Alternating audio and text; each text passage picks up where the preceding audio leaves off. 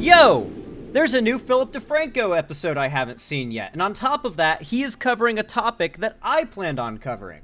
And, listen, I do my research for my segments. I think I do a good job, but Philip DeFranco's got a script, has a team that gathers a bunch of articles and has a scripted show, and so he is probably one of the best internet-based news platforms out there. So we're going to go ahead and check out his segment on it. Guys, InfoWars is cooked.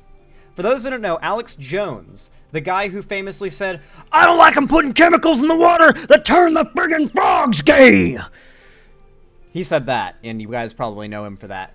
My favorite Alex Jones quote will always be that one time he said, I gotta tell you something. I'm kind of retarded. That is my favorite Alex Jones quote. It is him trying to defend himself by saying he's just dumb and joking around whenever he claims like the Sandy Hook shooting was a false flag and that all the dead children and the families of said dead children are crisis actors paid by the Democratic Party to fake gun violence in order to take your guns away. This, of course, led to a bunch of gun-toting, insane conspiracy theory watching Alex Jones viewers, InfoWars being his company and the place from which he speaks, his platform, to go and harass those families. Alex Jones got massively sued and overwhelmingly lost. And he had to go bankrupt. He had to file multiple forms of bankruptcy, if I'm not mistaken, and he lost InfoWars, his company, in the process. Apparently, now that he's lost InfoWars, it was put up for bankruptcy auction, and of all the people, The Onion bought InfoWars. And yes, they are going to operate InfoWars now. I believe the statement by the CEO as to why they did it was, and I quote, "Because this is one of the funniest things to ever happen." That is the quote from the CEO of The Onion in reference to why they bought InfoWars. The quote was, "Because this is one of the funniest things to ever happen." Man, I love The Onion. They never disappoint. The Onion just bought InfoWars because, like we talked about yesterday, Alex Jones's InfoWars was up for auction yesterday. And all we really knew is that it was going to play out one of two ways. Either someone pro Alex Jones was going to buy it so he could keep the platform, or someone was going to buy it and shut it down. And so The Onion, definitely not in the pro Alex Jones column, with many understanding the core seriousness of the situation, but saying this is probably the funniest possible outcome. And this is Ben Collins, the CEO. Mind you, The Onion is like a part of a group of based companies that I feel are really representative of what the left should probably try to culturally be more like. Cards Against Humanity, for example, bought a bunch of land to fuck with Elon Musk and Trump when it comes to building the wall along the border. Cards Against Humanity is literally suing Elon Musk because he's trying to build on their land. On top of that, The Onion has consistently shat on the right and been a clearly left-leaning outlet while also being very edgy. Cards Against Humanity is very not politically correct, and yet as a company, they're literally fighting with their money to fuck over the Republicans and Elon Musk. The Onion is a progressive company that is pretty edgy. They can get pretty edgy with some of their things, and yet they're actively fighting with their money against the right-wing culture war. That is some pretty based shit. That is a pretty good example of the kind of energy the left needs to have, particularly in regards to we can be edgy and be a little out of pocket at times, but when it matters, we lock the fuck in and we fight for what's right. That needs to be what the online left and just the left as a whole is about. I really like that. CEO of The Onion's parent company told the New York Times that the outlet plans to reintroduce InfoWars next year as a parody of itself that mocks weird internet personalities like Jones. And so with that, we saw about an hour and a half after the sale was announced, the InfoWars website was shut down. Now with that, right now we do not know how much they paid, but in a satirical press release on the news, they said that it was a steep bargain of less than $1 trillion. And that release also saying InfoWars has distinguished itself as an invaluable tool for brainwashing and controlling the masses. With a shrewd mix of delusional paranoia and dubious anti-aging nutrition hacks, they strive to make life both scarier and longer for everyone, a commendable goal. And adding, through it all, InfoWars is... Of course, The Onion is famous for their very, sarcastic, simultaneously informative, but also sarcastic tone. God, I love The Onion. I remember when I first heard of The Onion, I was like 9 years old, and my mom was laughing while reading her, like sitting at her computer. She had her laptop in her lap, and she was reading Facebook, and she'd stumbled across an article from The Onion, and I guess it had taken her a moment to realize she is reading an article from a satire site that makes satirical news articles that are really funny. And so she started reading me funny like headlines and reading some of the articles, and I remember laughing, and just from then on I was like, oh yeah, The Onion, that satire news site. It was the first time I'd ever heard of a satire news site. And since then, The Onion has been a reliable source of good comedy, topical good comedy, since I learned of it when I was like 9. They've been around a while, and they have been cooking for a while. They've not lost their touch. Has shown an unswerving commitment to manufacturing anger and radicalizing the most vulnerable members of society. Yeah. All of this is one. The Onion is basically a real-life version of when you turn on the news radio in Grand Theft Auto 5 in the car, and you hear like that one news cast, and it's like, confirming your prejudices on the conservative news radio station in the cars in GTA 5. The Onion's bid was actually sanctioned by Sandy Hook families. And 2, Everytown for Gun Safety will advertise on the relaunched version of InfoWars. With an attorney for the Sandy Hook families saying in a statement, by divesting Weasel Jones News. of InfoWars' assets, the families and the team at The Onion have done a public service and will meaningfully hinder Jones's ability to do more harm. Though I will say, with that, like I talked about yesterday, right, while Jones no longer has InfoWars technically, he's just gonna land somewhere else. You can't disconnect him from Yeah, that's the thing. You can take the platform from Alex Jones, but you can't take the fan base. And that's something that's going to be a really scary reality going forward, is that you can't really, like, martyr these people. You can't take them down in a way that martyrs them, because they're going to flee to dark corners of the internet where they'll take their audiences. And at the end of the day, that's probably good, because, like, at the end of the day, if we crack down on mainstream platforms and this stuff, it's probably not going to reach anywhere near as many people or have as much influence. But at the same time, there have been clever ways to get around it. You still find Alex Jones stuff posted on YouTube because YouTube doesn't have rules against re-uploading content from banned creators or platforming banned creators. For example, Keemstar, like Daniel Keem, the person, is banned from YouTube. He has been for over a decade. He is not allowed to be on YouTube. If he made an account called Daniel Keem tomorrow, it would be banned very quickly. And because he as a person is banned from YouTube. But only from owning an account. You can host Keemstar on your stream, and you're fine. You can even manage a channel for Keemstar, and he hosts it, and it's fine. And so Drama Alert is, wink, wink, nudge, nudge, owned and hosted by somebody, or owned by someone else and managed by someone else, but is hosted by the guest Keemstar. And so he's able to loophole still having a YouTube channel and Drama Alert and all of his other projects that he does. And so that's just one example of a prominent person who everyone knows and is on YouTube, who is publicly known, banned, who can't make an account but can still exist through a very open, known, long-existing loophole.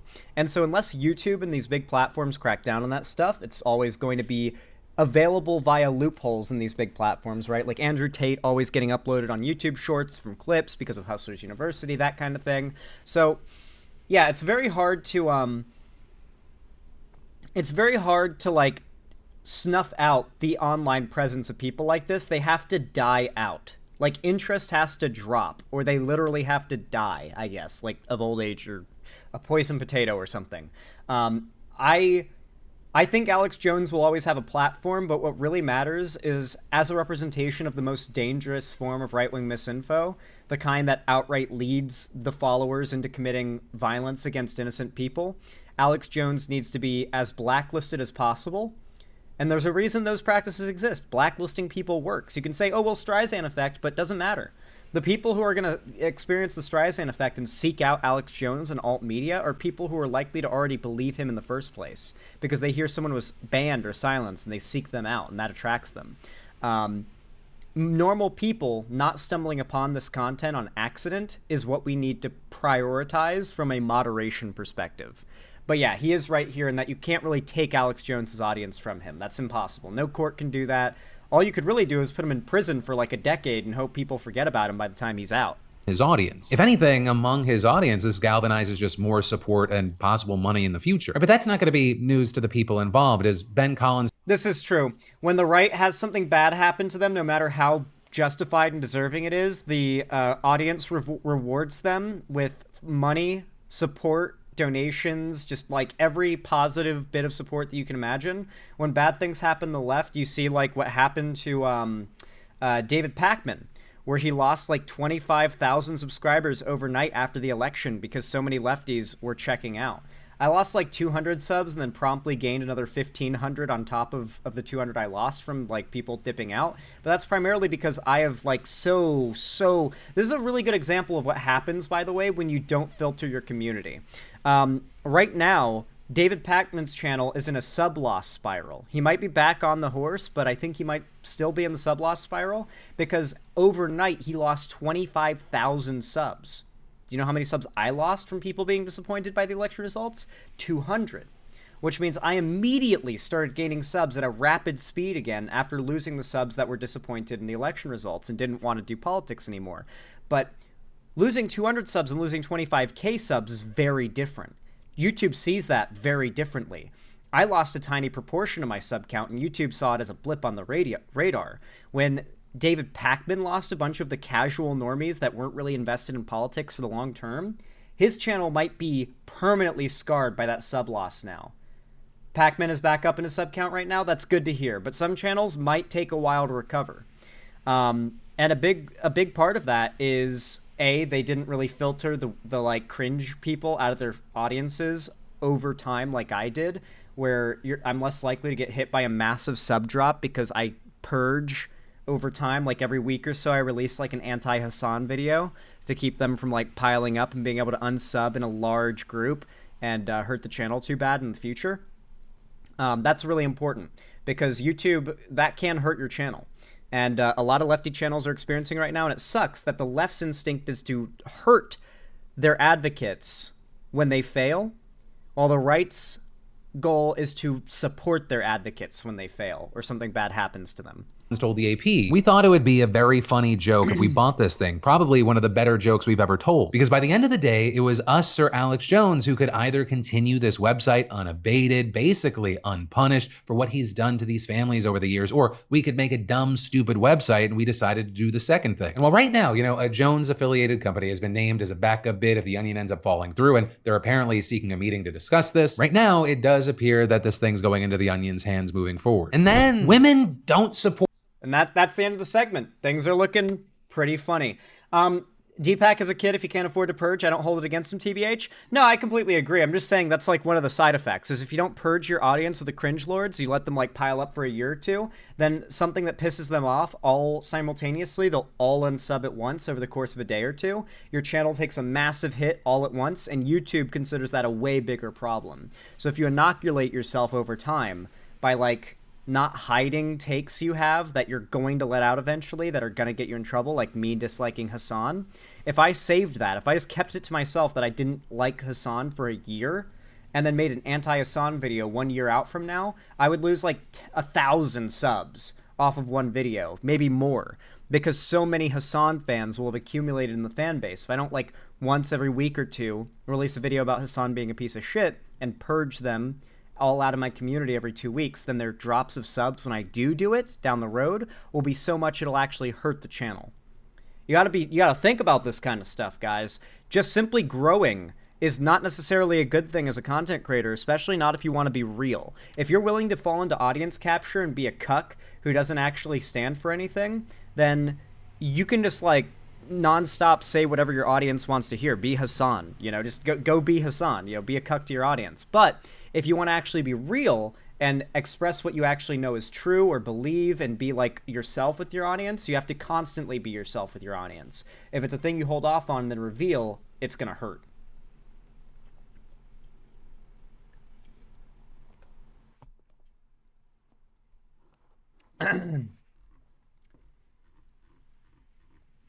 A shower, not a grower. Well, I guess it would be a grower, not a shower, right? Like a YouTube channel equivalent. Like, no, just watch. Just watch. It's gonna get big. just watch. Clausewitz, thank you so much for the Anyway, with that said, The Onion is fucking based. And what they're doing right now This kind of trolling behavior is exactly what the left needs right now. We need to lock in, we need to lean heavy into trolling and memeing, and of course we need to back progressive alternate media. And you know what? That even includes The Onion, and apparently now InfoWars, too. So this is all about to be extremely, extremely funny. Anyway, guys, I am so hyped to see what the future of politics is going to look like at this point. I've truly put on the Joker makeup and embraced the fall of the world. Let's just have fun with it, shall we? Anyway, if you enjoyed this segment, please consider leaving a like, subscribe, and ring the bell icon if you haven't already. It really does help to keep the channel going and help to get it in front of new people. Make sure to comment as well. Likes and comments on my videos and streams are the best way possible to support the channel. As much as I appreciate donations, money in my wallet doesn't equal more eyes on lefty content.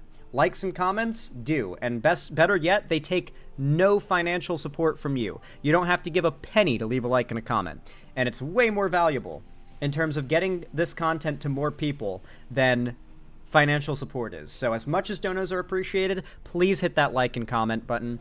Follow my social medias linked down below as well if you want to see more from me, including my fan Discord where I host gaming events, call-in streams, or watch parties at least once a week.